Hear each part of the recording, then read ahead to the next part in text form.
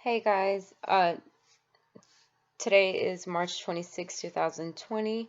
You're going to be watching this PowerPoint to go through your lesson for the day.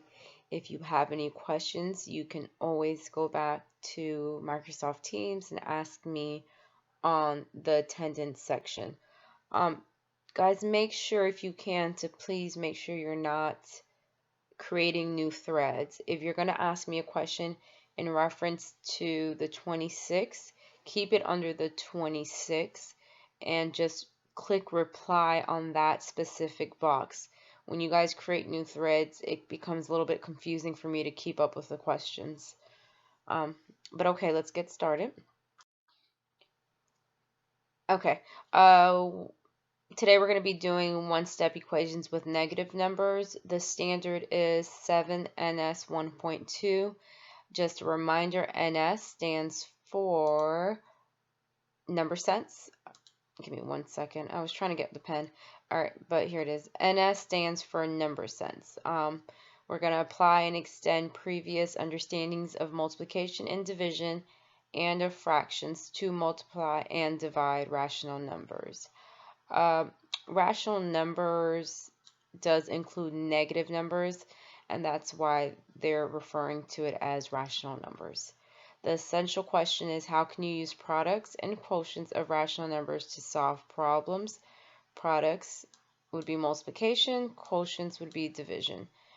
And the learning objective would be use products and quotients of rational numbers to solve problems. We're going to do a quick warm-up. You want to do this either on a sheet of paper or in your journal. These are just things we have done before, so I'm going to go ahead and put this up. I would prefer that you pause it here and try your best to do this, and then I'm going to work it out and then just compare it to see where you're at. But let's go ahead and get started. This is coming out of your Athletics Quick Picks. This is actually Quick Pick number 10. I know you don't have your book, so this is why I'm putting it up here, but let's just follow along. If, like I said, if you want to, you can write it down. I prefer you write it down. Not the entire question, just the work, so you can remember how to do this. All right. A shark is located at 235 feet below sea level. Over the course of an hour, the shark rises and dives. Victor was observing the shark and decided to record the elevation of the shark at different time intervals. All right, let's just look at this question or this statement really quickly. First of all, when it says a shark is located at 235 feet below sea level, at this point we already know that sea level is always 0. So anything below sea level is a negative number. We also know the word rises means or refers to addition. And if you think of diving, you're going to be going down. So this is going to be negative. Rising is going up. Diving is going down. Okay. I'm just going to draw a quick little number line just so we can get a visual. I'm going to use a vertical number line. Here's my 0, which in this case is my sea level. And I'm just going to put 235 somewhere down here. I'm going to make sure I put it negative because it is below sea level. And then I'm going to read part A. At the 10-minute mark, the shark rose 80 feet. What was the new elevation of the shark after its rise? Use the appropriate unit of measure. All right, so we are at negative 235 feet. Once again, rose means to go up. So we are at negative 235, and we are going to, this is a little sloppy, but hopefully you get the point. We are going to add the 80 feet. Because this shark is going up 80 feet. Okay, just make sure you understand we're here and we're about to rise 80 feet, or the shark is about to rise 80 feet. So going up means we're going to add. When I am looking at these numbers, pay very close attention because this is a negative and this is a positive. If you remember the rules on adding positive and negative numbers, we always take the bigger sign. So in this case, a negative is attached to a 235, so we know my answer is going to be negative. I'm going to go ahead and erase this over here.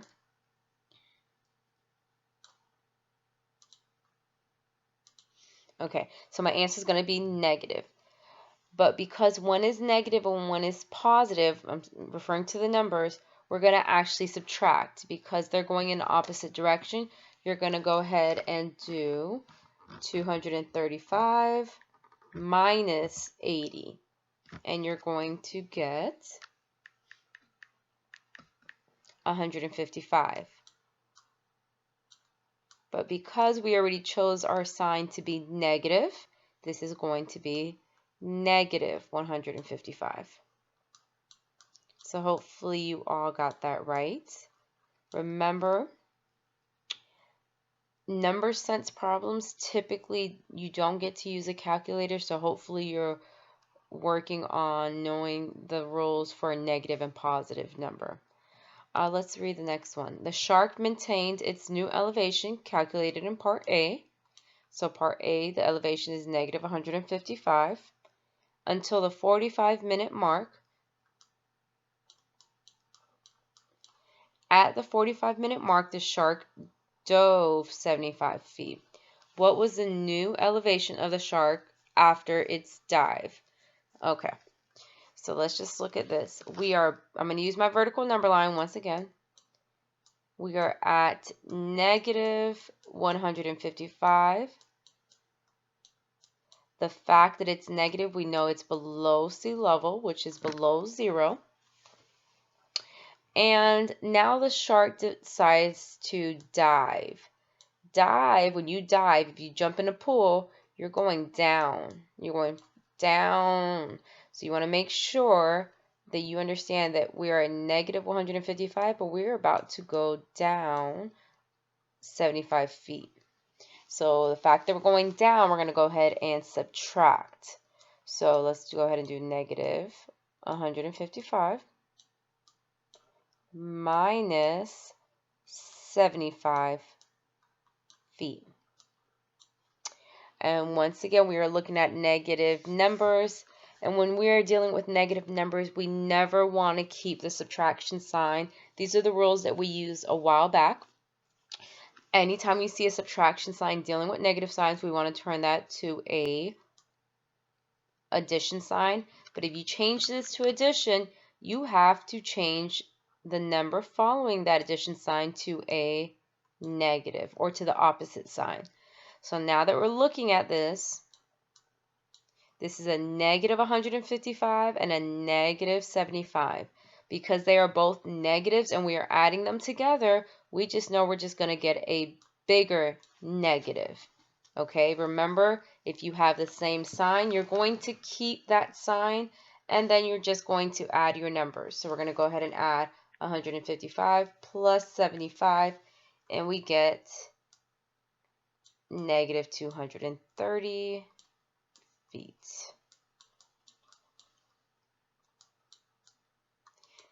I'm trying to write it here, but it should be negative 230 feet. So hopefully you guys got this or kind of remembered this. I know it's been a while, but keep in mind, one thing I do want to say is we're moving into multiplication and dividing negative numbers. The rules here are different from addition and subtracting negative numbers, okay? So don't get them mixed up. This was addition and subtraction, and these rules do not apply to multiplication and division. Okay, moving into the actual lesson. Couple things I want you to remember.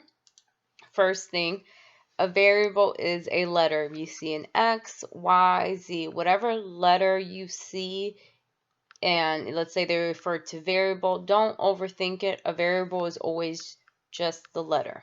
In an equation, in an expression, if you just see it or if they say the word variable, look for the letter. Okay, inverse operation. It refers to opposites. So the opposite of addition is subtraction and vice versa. And the opposite of multiplication, multiplication is division. Okay. Fractions.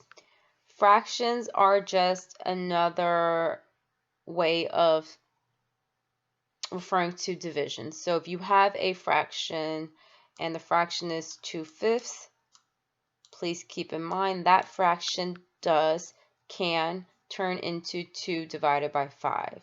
Whether there's a negative sign or not, it can be negative 2/5. It can still refer to negative 2 divided by 5.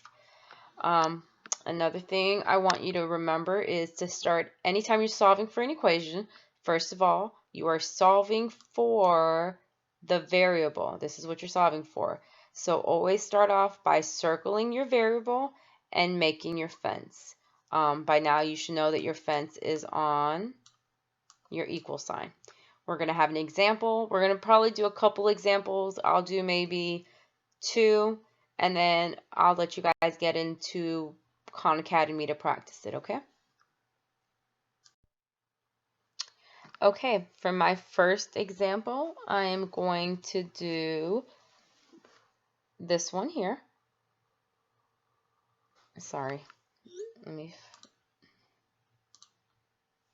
All right, so it states solve for x. I'm going to go ahead and rewrite this over here just so I have space. So I have f over 5 equals negative 8. And once again, guys, I don't work too good with this pen, but hopefully you kind of can understand this. All right, so like I just said on the last slide, I always want to start with my fence. Your fence is going to go straight through your equal sign. I'm just separating my left side from my right side with this fence. And then I want to go ahead and locate my variable. My variable in this equation is the letter F. I want to go ahead and circle that F. The reason I'm circling that F is so that I know what side I'm starting on. I'm going to go ahead and start on my left side because my variable is on my left side. If my variable was on my right side, I'm going to go ahead and start on my right side. But in this case, let's go ahead on the left. You want to make sure you figure out before you start, figure out how the F is attached to anything on this side. So in this case, this is F over 5. Once again, this fraction bar does stand for division sign. So this F is really F divided by 5. With equations, to get rid of anything in equations, you have to use inverse operation. So if this is division, the opposite of division is multiplication. You can either make this little dot for multiplication or you can use your parentheses, whatever you decide. Okay, so basically this multiplication side will cancel out this division sign. All right, but we want to also cancel out this 5. So if you're trying to cancel out the 5, all you need to do is, we already chose multiplication is multiply by 5. This is the division of 5. This is a multiplication by 5. They will cancel out. All right, if this was 10 in the denominator, we would multiply by 10. If it was 256, you will multiply by 256. The key here is to find the inverse operation, which we did. The number that you're getting rid of is the number you're going to use once you find the inverse operation. So don't ever get confused on that part. Now you did multiply the left side by 5, and because this is an equation, we want to jump to the right side and multiply by 5 as well. So I'm going to do times 5 on this side. Let's go ahead and go back to the left side. This does cancel out, so it does leave us with just F on the left side. You want to bring down your equal sign, and then you want to do the math over here. This is negative 8 times a positive 5. If you remember the work you did yesterday on positive and negative numbers, if you are multiplying opposite signs, a negative and a positive, your sign will always be negative. Okay, and then you just want to do 8 times 5, and we get 40. So we have f equals negative 40.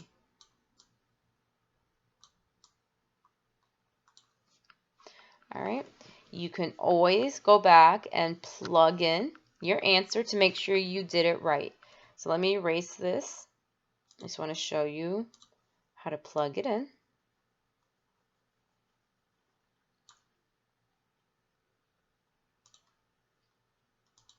Okay, so you want to go back to your original equation, which is f over 5 equals negative 8.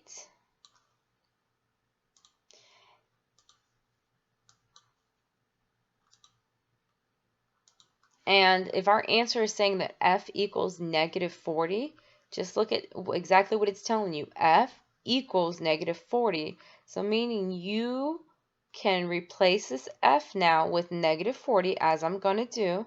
I'm going to erase my f. And I'm going to replace it with the negative 40. And I'm just going to check my work. So negative 40 divided by a positive 5. First of all, we are dividing opposite signs, a negative and a positive. So we know my answer is going to be negative. And 40 divided by 5 is 8.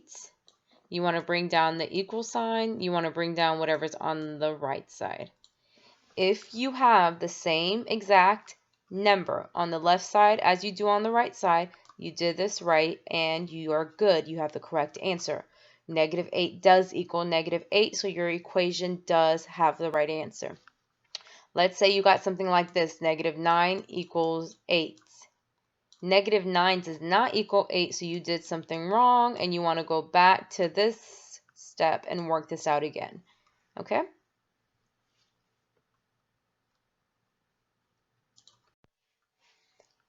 Okay, for example number 2, I wanted to put some multiplication in there. The last one was division. Even though it was a fraction, it was division. On this one, this is multiplication. So I'm going to go ahead and rewrite it. As always, you are more than welcome to pause this and try this on your own before we move on. But let me go ahead and rewrite this. This is negative 6z equals 72. Okay, you want to go ahead and make sure you start with your fence as well as circling your variable. And in this equation, your variable is z, and it is on the left side, so we're going to go ahead and start on the left side. You always want to make sure you figure out how that z is attached to that number. So z is attached to negative 6 by a multiplication, because anytime there is a variable directly attached to a number, it is always going to be, that's an imaginary multiplication sign. So the fact that that is multiplication, we know that we are going to use the opposite of multiplication, which is division. And I'm going to go ahead and create my little fraction bar for my division sign. And if I am trying to get rid of this negative 6, that means I'm going to put negative 6 here, because whatever is attached to the z has to go. We have to get rid of it, because with equations we are solving for the variable. So just like the last problem, if this was negative 5, we're going to put negative 5 down here. You cannot, and I repeat, you cannot forget the negative sign. If this is negative 6, you have to put negative 6 down here, because a negative 6 divided by negative 6 is the only thing that turns into a 1. If you had a negative 6 divided by a 6, it would actually turn into a negative 1. So you didn't get rid of it. So keep that in mind. If this is a negative 2.5, this has to be a negative 2.5. If it is a positive 24.5, this has to be a positive 24.5. Okay, I hope that makes sense. But because we divided this side by -6, we want to jump our fence, and we want to divide this side by -6. Equations are always equal. Whatever you do to one side, you got to do to the other. So let's come back over here. A -6 divided by -6. I say they cancel out. This is the term that I use, but in reality, they turn into a 1. Okay? But a 1z is just a z. So that's why I say they cancel out. So I'm going to go ahead over here. I'm now left with just z. I'm going to bring down my equal sign. You cannot forget your equal sign because this is an equation. And we are going to do 72 divided by -6. A positive divided by negative is always going to give you a negative. Those are opposite signs. And then 72 divided by 6 is just 12. So z equals -12. Once again, once I have an answer, I can check my work. So I'm going to go ahead and erase this. And I'm just going to show you how to check your work. You want to, it takes about a couple seconds, like literally 30 seconds to check your work. You always want to check your work just to make sure you did it correct. All right, so -6z equals 72. This is saying that z equals -12. That is my answer. So that means if I plug in -12 into z, I should get 72. So anytime I am plugging in numbers, specifically, especially with variables, I always want to plug them with parentheses. So this is -6, parentheses. I'm going to substitute the z for -12 equals 72. The reason you want to put parentheses is because if we were to take this -6 and just right here, z's right here, and put -12, this would look like a -6 minus 12.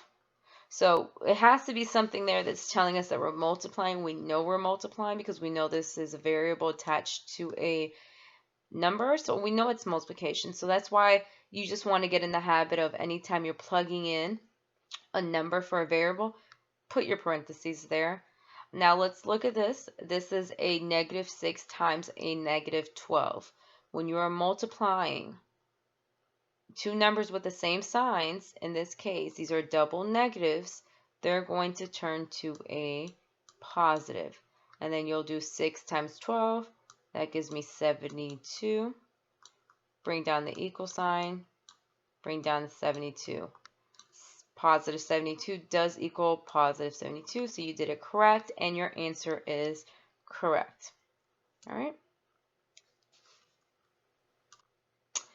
I did write this example. Well, we can go ahead and work this out. Make sure you pause this and actually try this one on your own, because you want to, by now, you want to hopefully get some type of understanding of this. If you're getting a little confused or maybe I went too fast, you can always go back, guys, and rewatch the video and take notes and pause and make sure you understand before you move on.